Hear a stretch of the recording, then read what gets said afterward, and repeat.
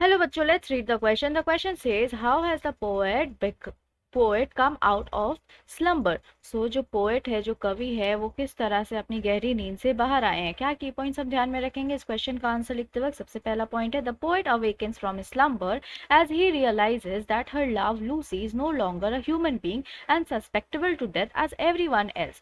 So जो कवि है वो जाग रहे हैं अपनी गहरी नींद से, उन्हें समझ आ रहा है कि उनका जो प्रेम प्रेम है, उनका जो प्यार है, प्रेमिका जिनका नाम लूसी था, वो अब ह्यूमन बीइंग नहीं रही, वो अब इंसान नहीं रही, और ना ही उन पे मृत्यु का कोई प्रभाव हो सकता है जैसे दूसरों पे हो सकता है। देन नेक्स्ट पॉइंट क्या है, she has involve into an immortal being, और वो बदल चुकी है और वो अमर हो चुकी है, अब इंसान से वो अमर बन गई है। देन इसका हम आंसर क्या लिखेंगे?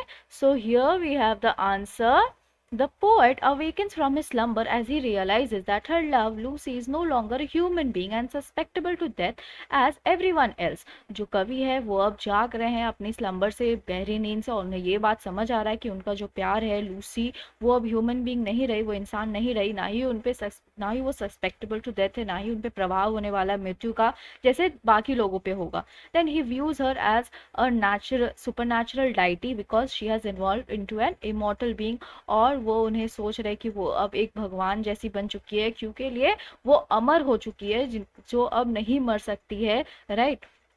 This brings him out of his unconsciousness और स्लम्बर, और यही उन्हें उनके बेहोशी के हाल से बाहर लेकर आता है या फिर उनकी गहरी नींद से उन्हें जगा देता है, यही बात। Then let's frame the answer now, the poet awakens from his slumber as he realizes that her love Lucy is no longer a human being and susceptible to death as everyone else.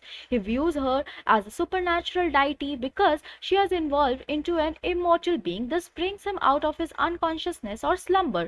I hope you understood it well. Thank you. Best of luck.